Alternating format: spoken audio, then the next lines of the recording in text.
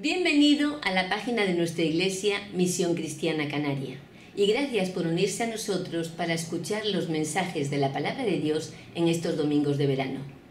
El pastor Philippe Chevalet va a compartir 5 meditaciones sobre la epístola del apóstol Santiago. Se trata de una carta explosiva, sin tapujos, que nos hace regresar al auténtico del Evangelio. Estos mensajes van a provocar e incluso molestar, ya que ponen en evidencia las imitaciones, deformaciones e incluso aberraciones que empobrecen y afean el mundo evangélico actual. Con todo ello, descubriremos en los 5 capítulos que tiene esta carta 5 principios extraordinarios y poderosos que marcan la diferencia entre lo auténtico y lo falso.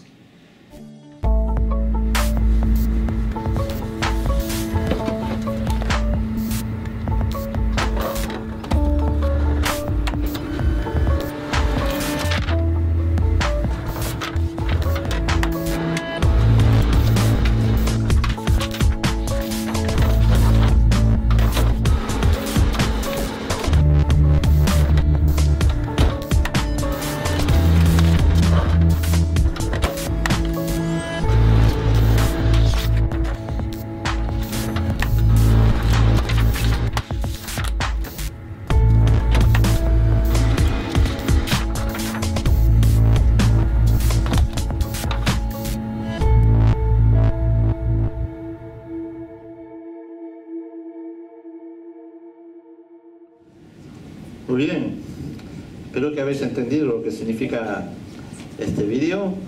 Empezamos una nueva serie sobre la carta de Santiago. ¿Quién ha leído el primer capítulo? Les he mandado estas recomendaciones. No sé los que reciben WhatsApp o no, pero bueno, ¿algunos lo han leído? Por lo menos uno, está bien. Bueno, vamos avanzando. El Evangelio es una buena noticia, ¿estáis de acuerdo?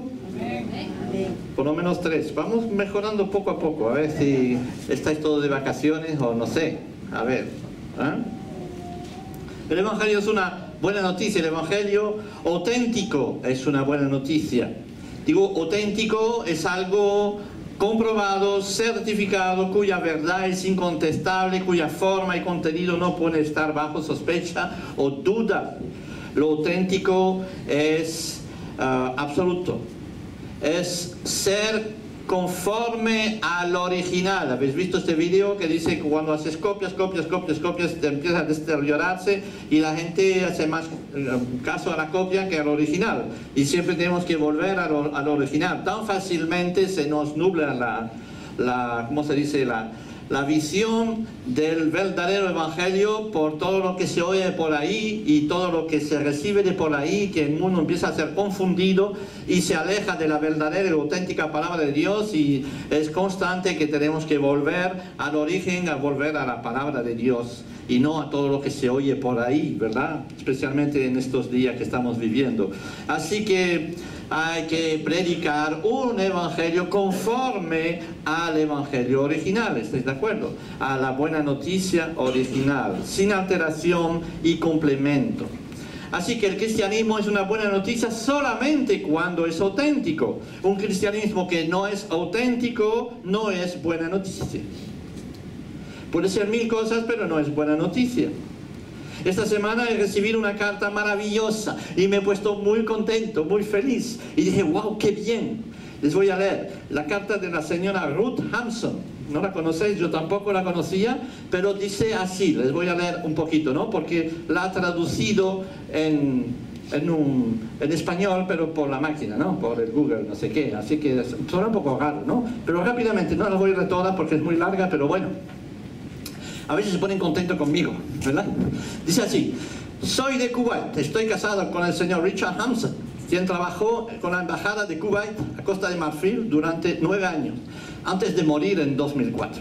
Nos casamos por 11 años sin tener niños. Murió después de una breve enfermedad que duró solo 4 días. Antes de su muerte, tanto cristiano nacido de nuevo, eso es la traducción, ¿no? Desde su muerte he decidido no volver a casarme y no tener hijos fuera de mi hogar conyugal. En fin, la cuestión es que cuando mi marido estaba vivo, él depositó la suma de 2,5 millones de dólares en el banco. Aquí están esperándole a usted que quiero dar esta entrega de dinero a su iglesia. Salto un poquito. La Biblia dice que es mucho mejor ser buen dador alegre que otra cosa, ¿no? Tomé una decisión porque no tengo cualquier niño que heredará este dinero, y mi marido familiar no son cristianos, y no quiero que mi marido para ser utilizado por los incrédulos. ¿Habéis entendido eso? Pero bueno, no quiero una situación donde este dinero sea utilizado de una manera impía. Por eso le he elegido a usted para que reciba 2,5 millones de dólares a su cuenta. Solamente necesito que usted me deje su nombre completo, que ponga aquí su número de cuenta bancaria y de todo el tema. Eso. ¿Estáis contenta? ¿Verdad?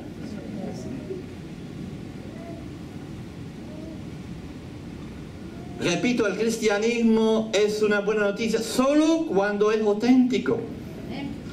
Esta no es una buena noticia porque no es auténtico. Yo recibo cartas así por lo menos 4 o 5 a la semana, ¿sabes? De señores que se mueren por ahí, que me quieren entregar. Yo tendría por lo menos casi 1.200 millones de euros ya si hubiera aceptado todo lo que me han dado, ¿sabes? Sería más rico que Rajoy y toda su gente. ¿Sabes? Obviamente son trampas y son cosas erróneas.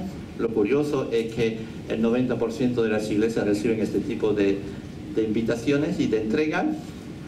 He oído un mensaje de un predicador, del cual estoy sacando muchas ideas de las predicaciones que les doy aquí en Canadá, y recibió una donación del Banco de Sabadell, justamente de España, ¿no?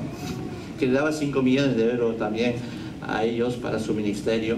Y obviamente todo eso son buenas falsas noticias. No sé si les ha pasado eso en vuestras vidas muchas veces. Reciben cosas o piensan en cosas que no son reales, no son verdaderas. Se animan en sus corazones por cosas que no son correctas, que no son justas.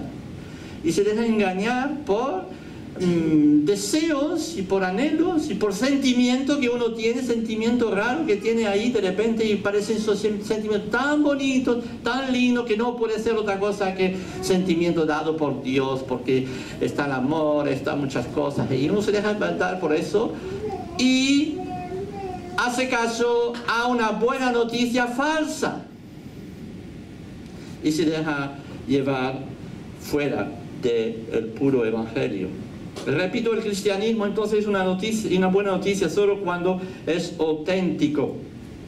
Me gusta esta definición de Alex San Pedro, que vendrá en noviembre, dice, en octubre, dice: yo no soy lo que siento, y si fuera, así fuera, viviría en la dictadura de las sensaciones, y cada vez que cediera a ellas, estas tendrían más poder sobre mí hasta determinar mi identidad. No sé si habéis entendido esta frase. Es muy bonito porque dice ahí, habla de la dictadura de las emociones y de los sentimientos y de las sensaciones. El pensar que lo que siento uno es correcto porque, como tengo el Espíritu Santo en mí, entonces Él me dicta su voluntad a través de mi sentimiento. Grato error, ¿vale? El Espíritu Santo no es que no nos hace sentir las cosas, pero no nos conduce a través de nuestros sentimientos. El Espíritu Santo nos conduce a la palabra que nos dice lo que tenemos que hacer. Y cuando obedecemos a la palabra, entonces sentimos. La gente piensa sentir y entonces hacer como Él siente. El Espíritu. ¿Tú estás dispuesto a oír la palabra esta mañana? Durante 35 años, ¿saben?, de ministerio, he visto tantas situaciones donde gente han sido engañadas por falsas buenas noticias. Que sea a nivel personal, en su vida privada, en su vida sentimental, muchas veces a nivel sentimental de pareja también, pero también a nivel de la iglesia, donde como pastores tomaron caminos que les han alejado de la palabra de Dios y que han conducido a sus comunidades evangélicas a la confusión, al evangelio falso. a regalos como este, regalos envenenados, ¿saben? Como este anuncio de la señora Hansen. Buscando manifestaciones, herejías, milagros falsos, ver como una emisión de la televisión es inglesa. He visto esta semana también en el Facebook uno que puso ahí una emisión en Inglaterra de televisión de una persona totalmente no creyente, o sea, y literalmente fabricaron un pastor evangélico, ellos, y lo han fabricado, le enseñaron cómo hacer las cosas, y él empezó a predicar, empezó a hacer cosas, a hacer milagros falsos, y la gente iba detrás de él así. Dice: en nombre del Señor Jesús te sano. Y él decía: no, yo no creo nada de eso, estoy haciendo un experimento. Y la gente cayéndose, la gente tomando manifestaciones raras y empezando así, provocado simplemente por eso. A mí me chocó mucho por una parte, y yo por otra parte dije: fíjate cómo son los incrédulos, a veces son más inteligentes que nosotros. Son más inteligentes que nosotros. Y tantos han sido desviados de la palabra de Dios, desviados del evangelio auténtico por estos tipos de manifestaciones, de búsqueda de lo superior, porque siempre hay un espíritu de superioridad, ¿no? De los que practican eso, diciendo: tú eres un simple creyente, pero yo soy mucho más lleno del espíritu y todas esas cosas. Y eso es terrible. En consecuencia, el pueblo de Dios se deja engañar y se aleja de la buena noticia de Jesucristo, tal como nos es explicado, anunciado en los evangelios. Lo curioso es que estas tendencias son cíclicas y vuelven como modas. Cada 10, 20 o 30 años vemos que vuelve a aparecer este tipo de personajes que salen de la nada y que de repente piensan haber recibido una unción especial de Dios para hacer una cosa rara, y entonces todo el mundo les sigue porque les gustan las emociones y las cosas raras. Santiago escribe una carta en una situación donde pasaba lo mismo ya. Al comienzo mismo del Evangelio, de la iglesia, Santiago va a escribir una carta. Por eso esta carta es tan interesante y tan importante para nosotros, para redescubrir lo auténtico y lo verdadero. Y les invito durante estos domingos de verano que nos volvamos a centrarnos a lo que es auténtico. Como nunca antes necesitamos el don de discernimiento y de sabiduría para ver claro en medio de todo eso. Así que la carta de Santiago nos invita a volver a lo auténtico, a lo que tenemos que creer y practicar, al evangelio auténtico. Cuando el evangelio no es auténtico, se hace impotente, se hace amargo, utiliza algunas verdades bíblicas para después alejar a la gente de Dios, literalmente. Podemos decir que afea el evangelio, hace el evangelio algo feo, algo que realmente muchas veces está incluido muchas disciplinas raras. Pero quiero declarar aquí hoy para todos ustedes que el evangelio auténtico es bello, es libertador, transforma las vidas y da sentido a las vidas. Amén. Podéis decir amén a veces cuando queréis, sois libres, ¿verdad? El evangelio auténtico es bello, es fantástico, porque libera a las personas y transforma a la gente de verdad. Hace cambiar a las personas. Rápidamente veamos quién era Santiago. Si leemos en el versículo 1 del capítulo 1, dice: Santiago, siervo de Dios y del Señor Jesucristo. A las 12 tribus que están en la dispersión, saludos. Es una forma de empezar su carta explicando quién es y a quién se dirige la carta. Es como la dirección de una carta. Pero nosotros, ¿qué sabemos sobre Santiago? Este personaje que se declara siervo de Dios y del Señor Jesucristo. ¿Saben ustedes? Nosotros es muy fácil decir: bueno, soy siervo de Jesús, soy siervo del Señor Jesús, etc. Pero para un tal Santiago no era una cosa evidente, era algo que había pasado en su vida realmente gordo y gordísimo. ¿Sabes quién era Santiago? Exactamente, nos dice por ahí una voz lejana, ahí escondida, dice que era el hermano de Jesús. Sí, diría más bien que es el hermanastro de Jesús. ¿Por qué digo que es el hermanastro de Jesús? ¿Acaso Jesús, la familia de Jesús tuvieron varios padres? No, es que Jesús tenía otro padre. ¿Ah? No ha tenido un padre terrenal, ha tenido un padre que se ocupó de él en la tierra, pero el padre que era su verdadero padre era celestial, pero Jesús no fue engendrado por José, ¿de acuerdo? Entonces la Biblia es bien clara sobre esto. Pero la Biblia también nos dice que María tuvo varios hijos e hijas también, ¿eh? Los hermanos y hermanas de Jesús.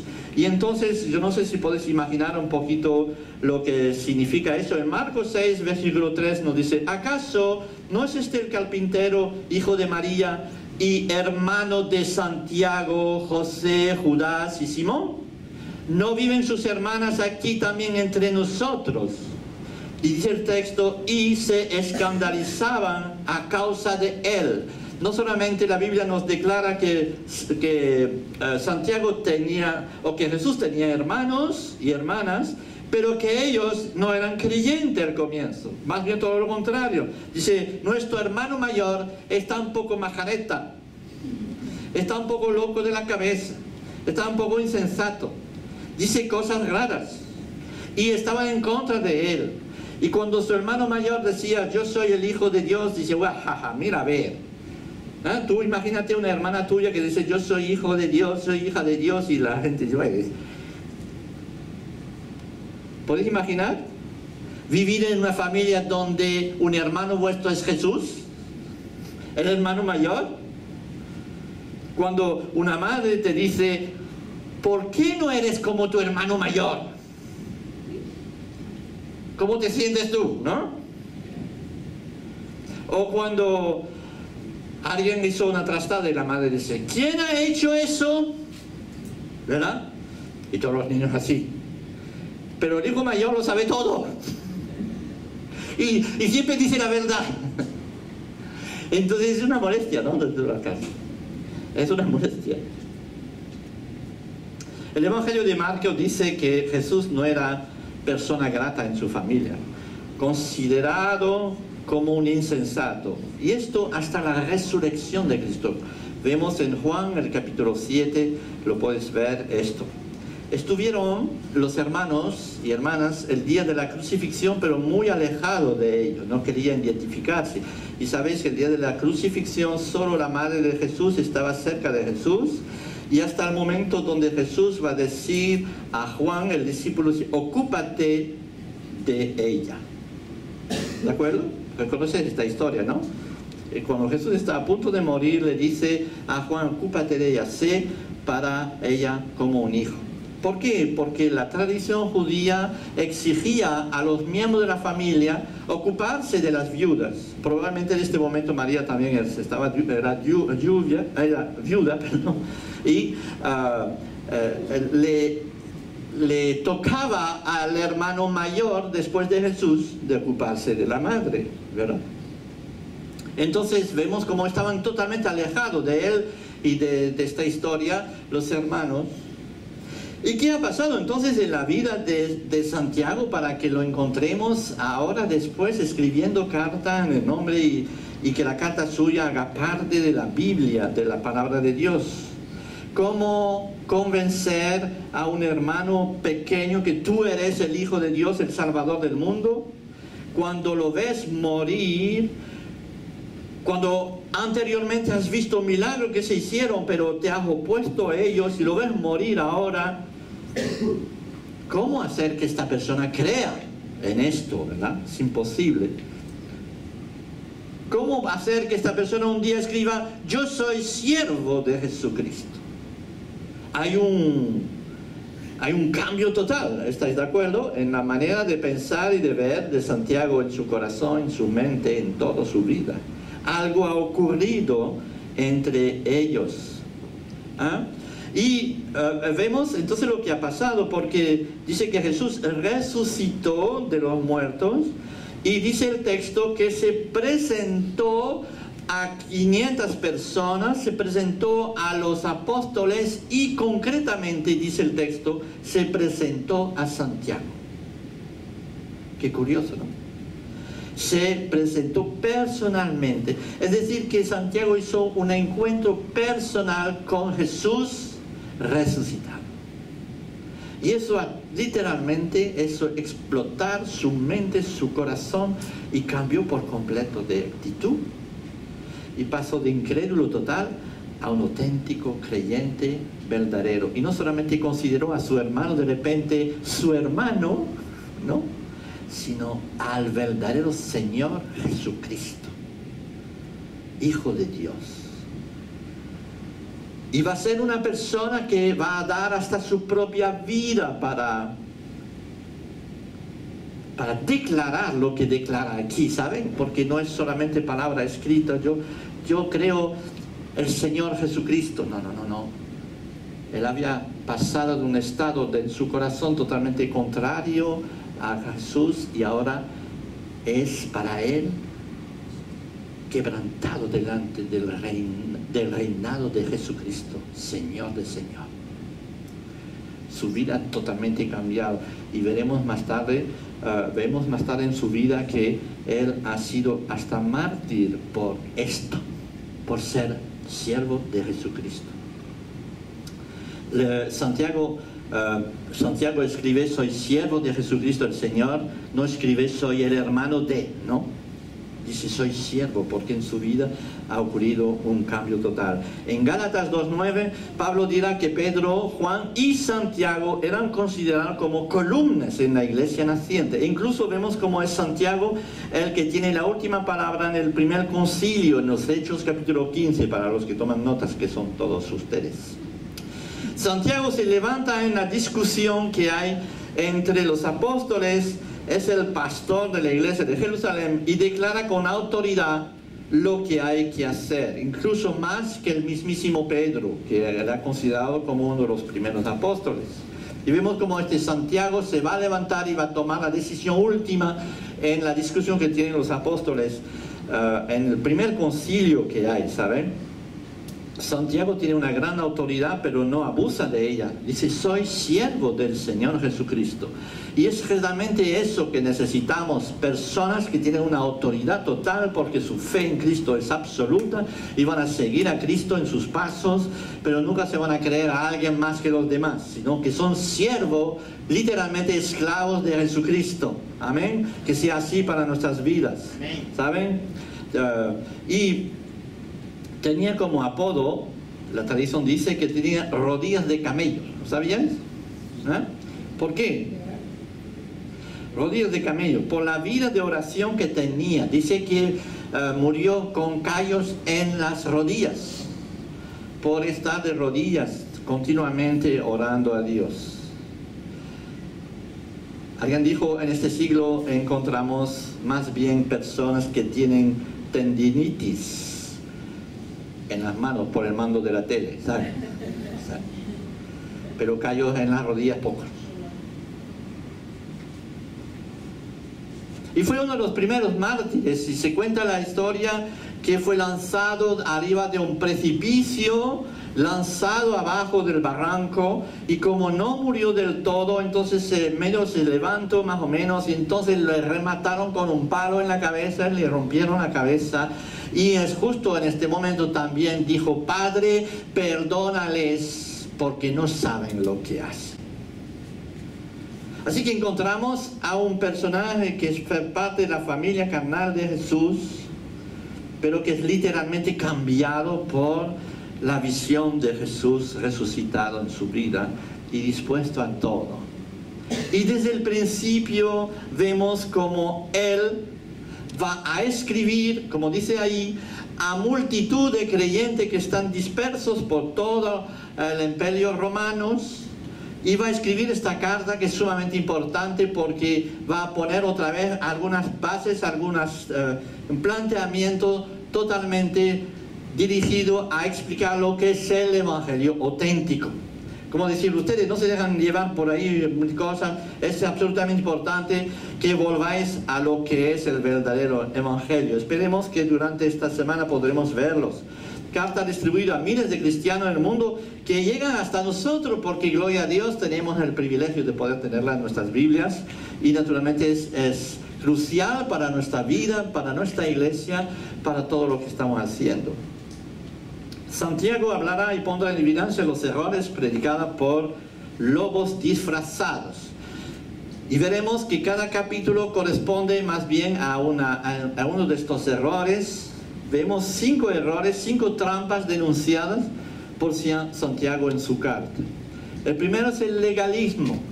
Habéis oído esta palabra seguramente. ¿Qué significa ser legalista? ¿O qué es el legalismo? Que atañe a muchas iglesias también. Hablando de leyes, de rituales, de prácticas religiosas impuestos por los judaizantes de la época, por los que venían del judaísmo, que se había convertido el evangelio, pero que quiere imponer todas las tradiciones y todas las costumbres y todas las cosas rituales que hacían originalmente. Es como un católico que se convierte al evangelio, pero que después quiere imponer la marcha candelaria, yo que sé, quiere imponer todas estas cosas que han sido añadidas a través de los siglos y que no corresponden nada al evangelio. ¿Entendéis esto? Y con todo respeto lo digo, pero es así. Entonces, el legalismo es tratar de imponer normas que habrán sido para una época o que son totalmente mínimas y que se pone más importancia en estas normas que lo importante del evangelio. Hay una iglesia en Lanzarote evangélica que impone que las mujeres tengan que poner un velo sobre la cabeza. ¿Sabéis de esto, no? Otras iglesias dicen, no, las mujeres de este lado, los hombres de este lado. Y se impone muchas veces, si no lo sirves estas cosas, entonces no sigues a Dios. Eso es legalismo. Y hay multitud de formas de caer en el legalismo, que lo veremos.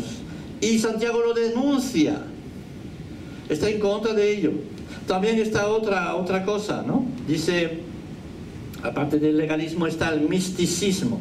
Atribuir a Dios y al Espíritu Santo manifestaciones falsas, tramposas, que crean un universo paralelo al verdadero evangelio. Son aberraciones de gritos de animales, de oro que cae del cielo, de risas santas, etc. Gente que organiza en viajes, o que actualmente saben que hay gente que organiza en viajes sobre las tumbas de Spurgeon. ¿Conoces Spurgeon? Que era un gran escritor evangélico y tal, y tiene una tumba por ahí. La gente va y se lanza sobre la tumba para recibir la unción que tenía Spurgeon. ¿Queréis? Vamos a organizar un viaje para la unción Spurgeon, ¿vale? Pero vamos, parece una aberración de risa, y lo que sea es lo que ocurre, ¿no? Hoy en día es terrible lo que puede ocurrir y lo que nos ha apartado todo eso de la verdadera entrega al Señor, ¿eh? Gente que van con el misticismo a buscar soluciones, a ver si me cae el espíritu, sigo así, ¿sabes?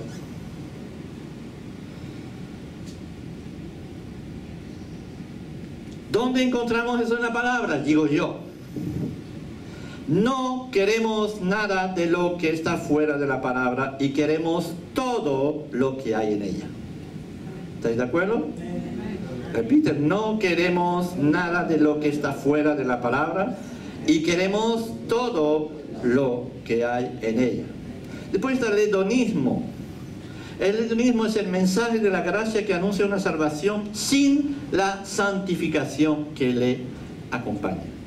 El nombre de ella, gracia, se rechaza a través de rechazar la pureza. Dice, el Señor me perdona todo, el Señor es amor, el Señor les quiere, les ama y no sé qué.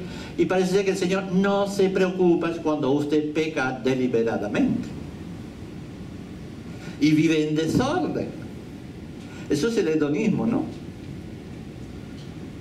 No tiene espíritu de juicio. Podemos ser cristianos sin obediencia.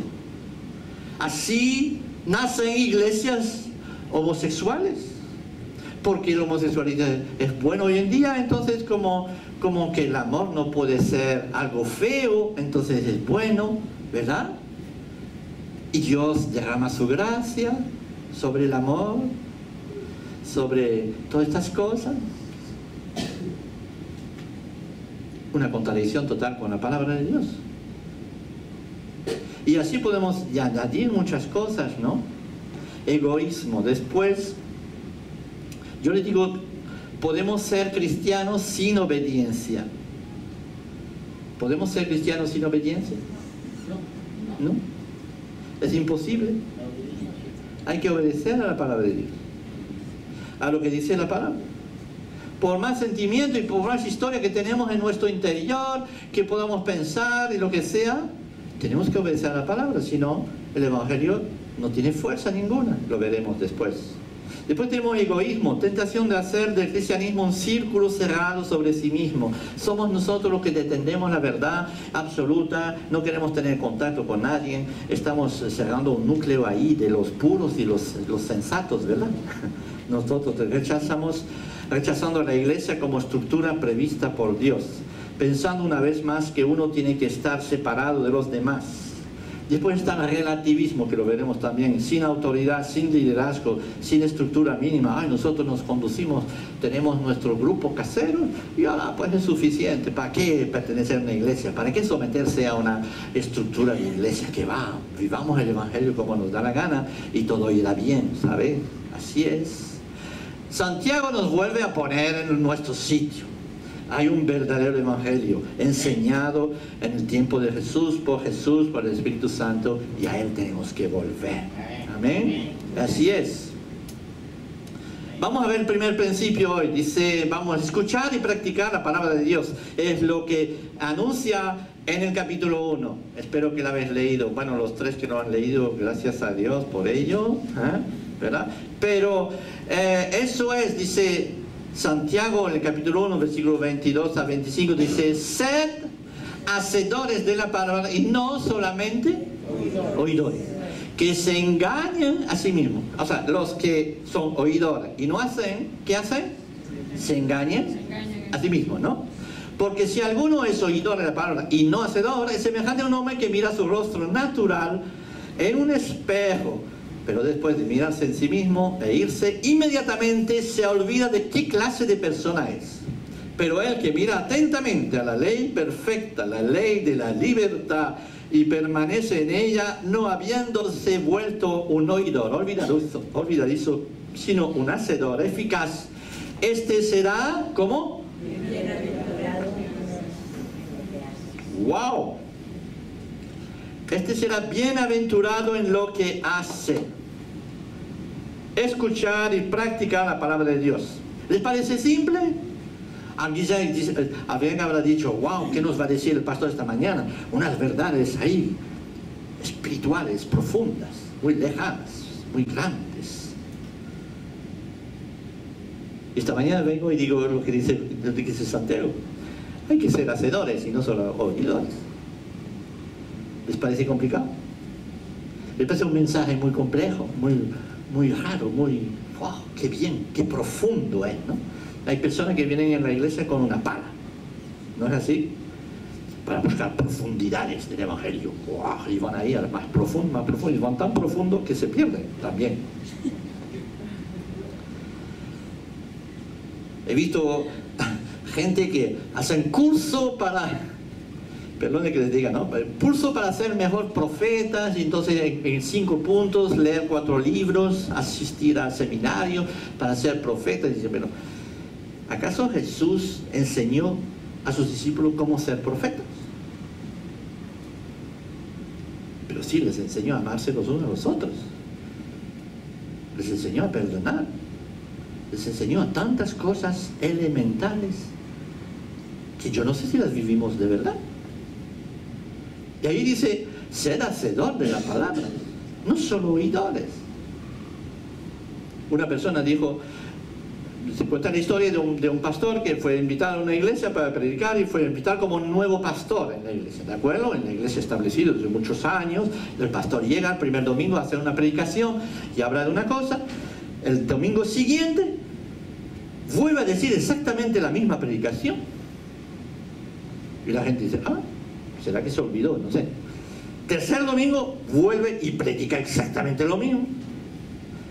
Cuarto domingo, lo mismo, y dice la gente, pero qué pastor raro es este, ¿no?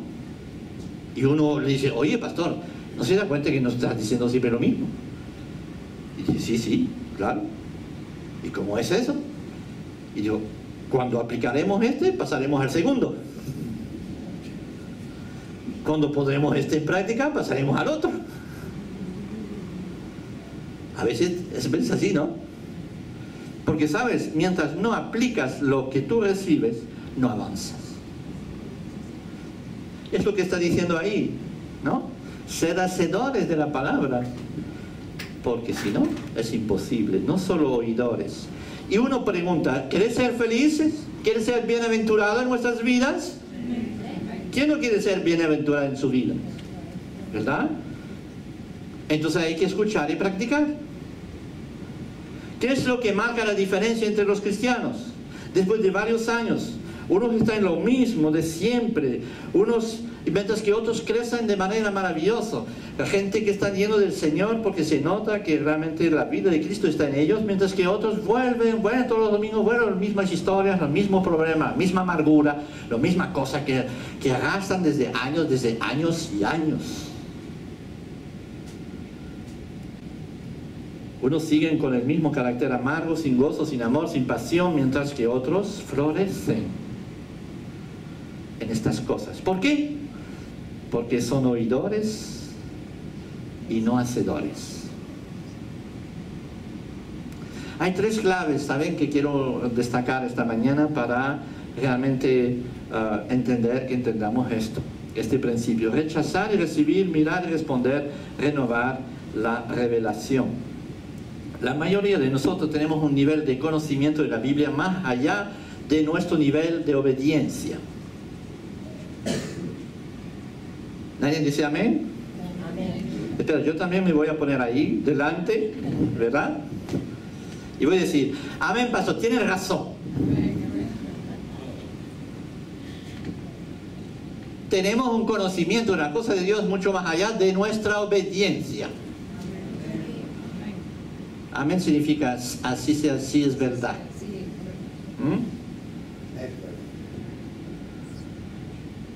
La mayoría de nosotros, un conocimiento sin obediencia es estéril, no sirve para nada.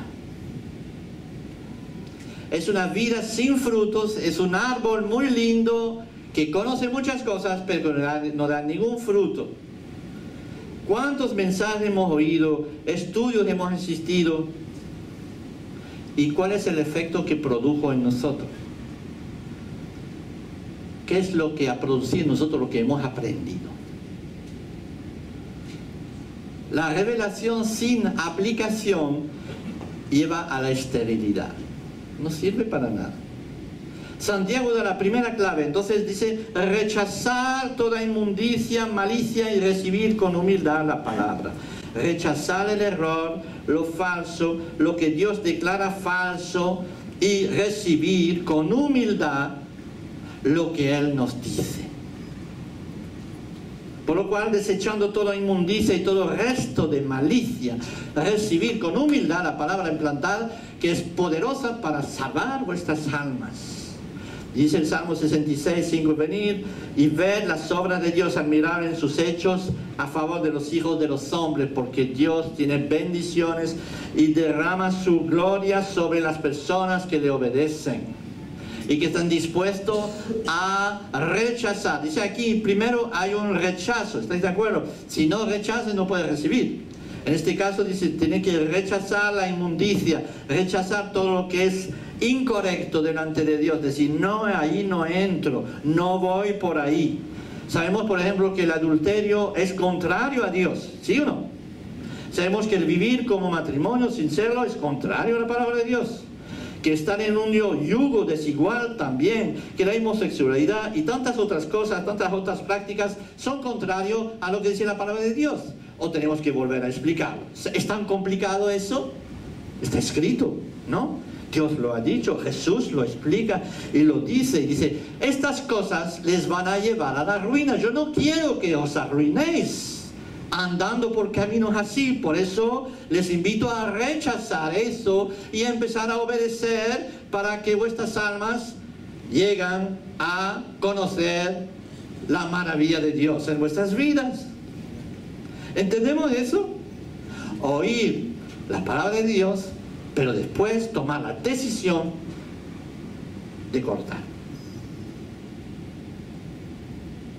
Oh, yo sé que cuesta a veces, ¿verdad? A veces es duro. A veces uno entra en un estado de confusión y dice, no sé muy bien lo que hacer. Sin embargo, la palabra es tan simple, es tan clara, que difícilmente podemos tratar de torcerla para que nos salga favorable, ¿eh? Entonces es el momento de decir, ¿a quién voy a seguir? ¿A Cristo en su palabra o a mis impulsos, mis deseos, mis historias? Si quieres tener frutos y cambio en tu vida, tendrás que tomar decisiones claras en momentos puntuales, y eso toda tu vida. En cada momento en tu vida tendrás que decir, rechazo eso y sigo lo que Dios ha dicho. Y he decidido seguir a Cristo. Hay un coro que cantamos, ¿no?, desde mucho tiempo, he decidido seguir a Cristo. Pues les digo, podéis cantar eso todos los días. Dice, pues mira, a ver, hoy he decidido seguir a Cristo, así que voy por ahí, ¿no? Aceptar con humildad, dice Santiago, aceptan con humildad y reconoce que lo que Dios dice es bueno, ¿o no? Es bueno para nosotros, y que sus intenciones con sus mandamientos son buenas para hacernos vivir la buena aventura de la fe con Él. Y eso es maravilloso para nosotros. ¿Cuál es vuestra disposición de corazón? Entonces el Salmo 66 dice así, venid y oíd todos los que a Dios teméis. ¿Ustedes teméis a Dios? Tenéis que venir entonces, ¿vale? Y contaré lo que Él ha hecho por mi alma. Con mi boca clamé a Él, y esforzado fue con mi lengua. Si observo iniquidad en mi corazón, el Señor no me escuchará, pero ciertamente Dios me ha oído.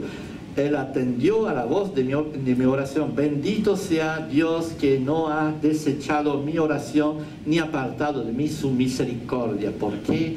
Porque mi corazón es decidido cortar con todo eso y seguirle a Él 100%.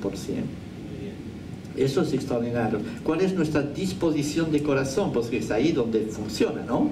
La decisión la tenemos que tener ahí dentro.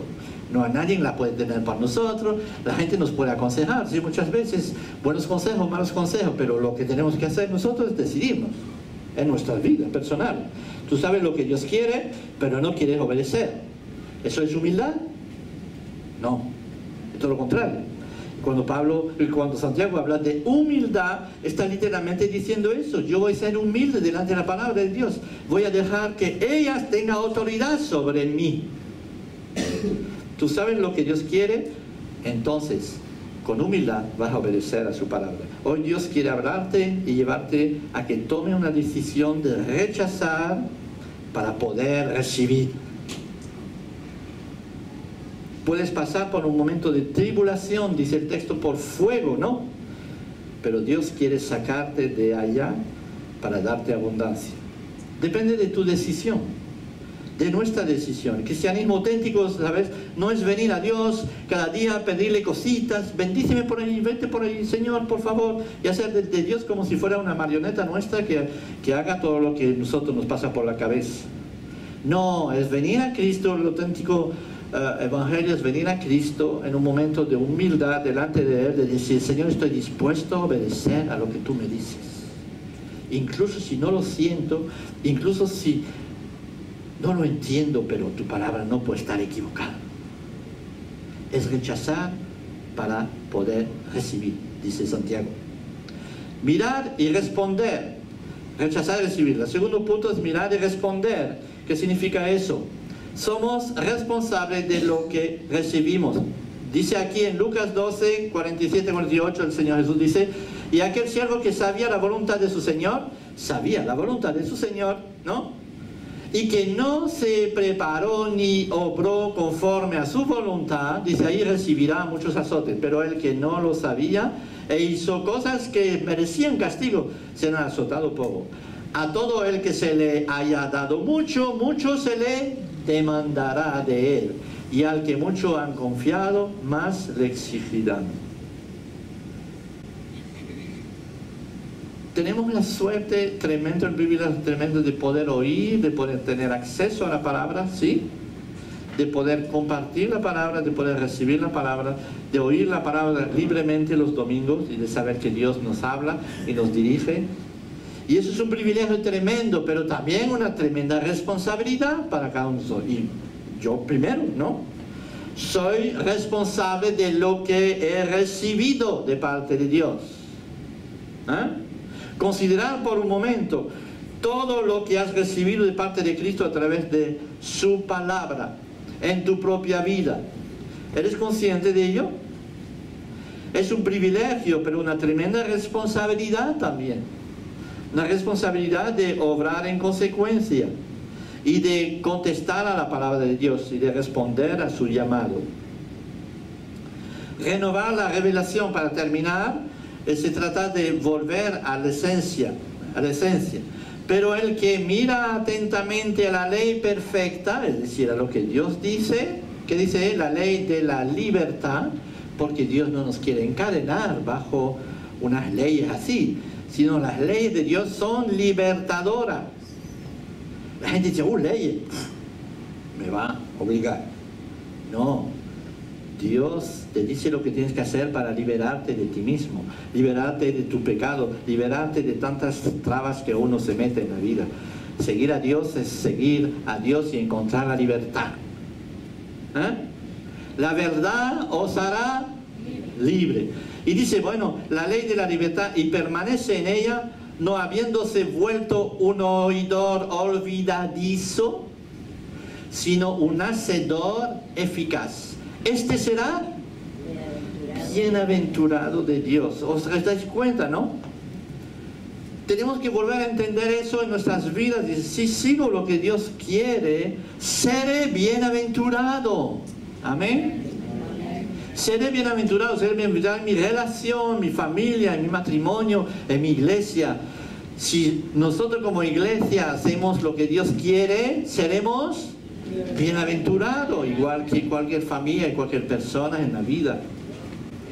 Y hay que volver a ello. Y Santiago, la primera cosa que dice claramente, dice esto: vuelven al evangelio completo, básico, el evangelio de la salvación.